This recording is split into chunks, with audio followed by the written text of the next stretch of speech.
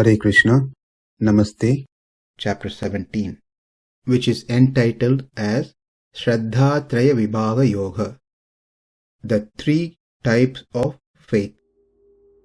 Sloka 16. Manaḥ-prasādaḥ saumyatvaṁ, maunam ātma-vinigrahaḥ, bhāva-saṁśuddhir etat, tapo mānasam ucyate. Austerity of body, austerity of speech, which are covered in the previous two slokas. Now in this sloka, Krishna explains the austerity of mind.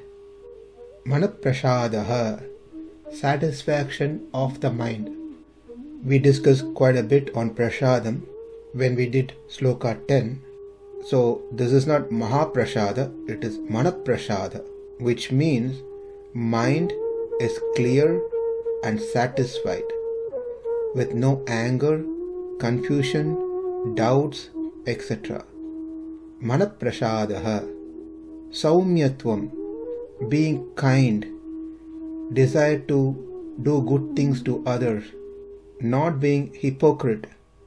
That is saumyatvaṁ.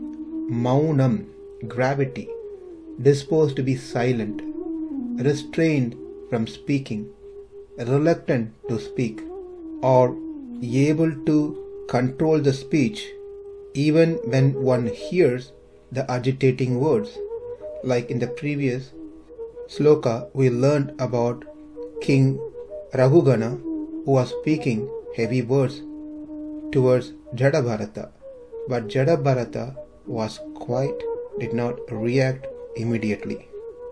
Rather, he spoke the truth in a way that message was heard, appreciated by King Raghugana. Here, one may have a question, why maunam, which is actually related to speech, is given here under mind austerity. Rather, it should be in the previous sloka, which was directly speaking about austerity of speech.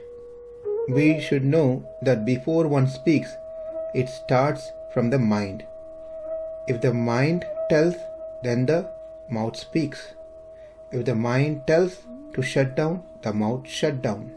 Therefore, maunam is actually part of mind, austerity of mind. But there are some interesting characters who, even if mind says not to speak like that, they will still speak. Such speech is going to be of no use. Ātma-vinigrahaḥ, keeping the mind focused on the Atma, the self and super self, supreme self. Bhava, of one's nature. Saṁśuddhir, purification. Mānasam, performed by the mind. Tapaha, austerity. Ucyate, is said to be. Translation: satisfaction, simplicity, gravity, self-control and purification of one's existence are the austerities of the mind. Manaḥ-prasādaḥ, the mind is composed, free of dirt like anger, etc. Saumyatvaṁ, always thinking for welfare of others. We should program the mind in such a way that it only thinks good about others, benefits for others. Manaḥ-prasādaḥ saumyatvaṁ. These two terms inform us that we should not give room to any mental agitation such as anger, lust, greed, which can cause harm to others or even to oneself. It is said that when the Lord who is situated within the heart is pleased, then that person becomes brighter. That is, the serenity of mind is only inferred from the person's glowing appearance. As it is said, the face is the index of one's mind. The more we think good for others, the more our face glows, because the Lord within us is pleased. Manaḥ-prasādaḥ saumyatvaṁ, maunam, silence, controlling the speech, happens through the mind. Unless the mind tells, the mouth will not shut up. Silence means that one is always thinking of self-realization. The instruction is to say that speech is to be controlled by a properly controlled mind and is to be made to refrain from wasteful talk, useless talks. People spend together long hours which has no value to either of the parties. When two wise men come together, the conversation benefits both of them and the world. Because of Valmiki and Narada conversation, we got Ramayana.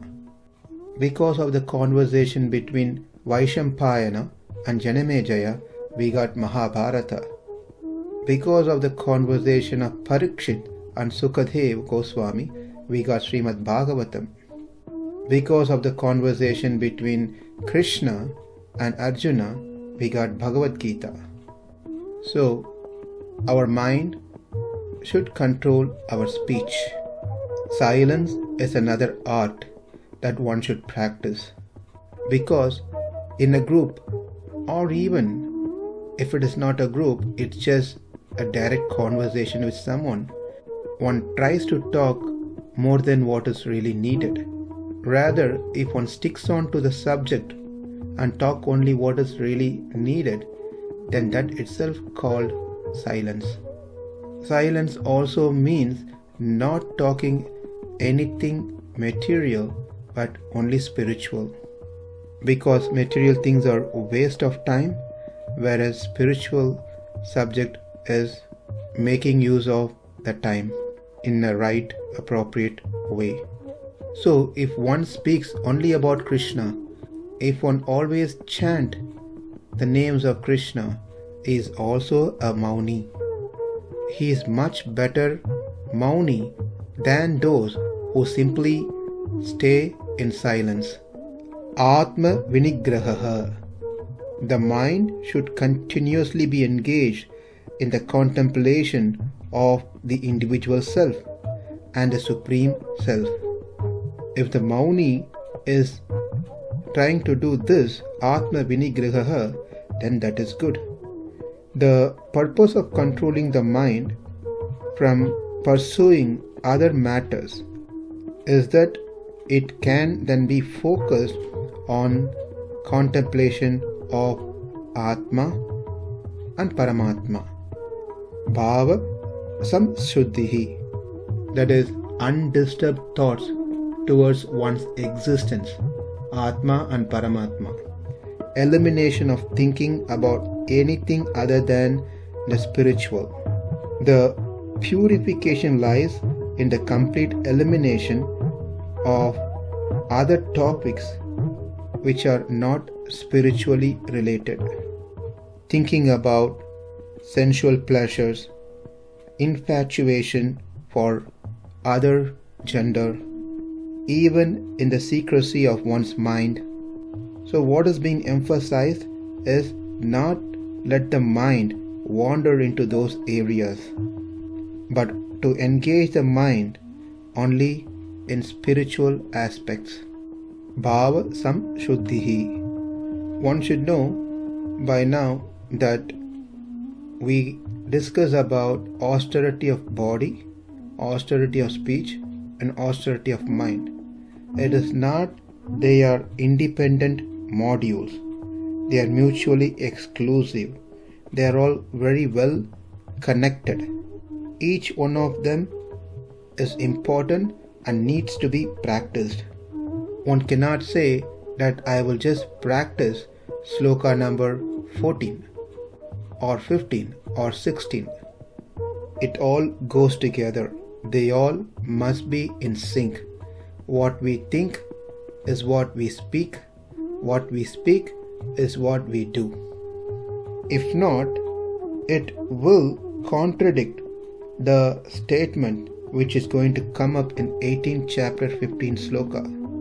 Shariravan manobiryat karma prarabdhe naraha nyāyam va viparitam va panchayate tasya hetavaha. Whatever right or wrong action a man performs by body, mind, speech is caused by these 5 factors. The 5 factors are the body, the self, the indriyas, that is mind, speech, etc., the pranas, and the supreme self, the super soul. Therefore, we should know that all these 3 has to be worked together. They are not independent modules. That this year let me do austerity of body, next year let me work on austerity of speech, and the next following year I'll work on austerity of mind. That's not the way it works. Because when we go to the next one next year, the one we practice this year will lack attention and will go back again to the old habits. Therefore, all these 3 has to be worked together.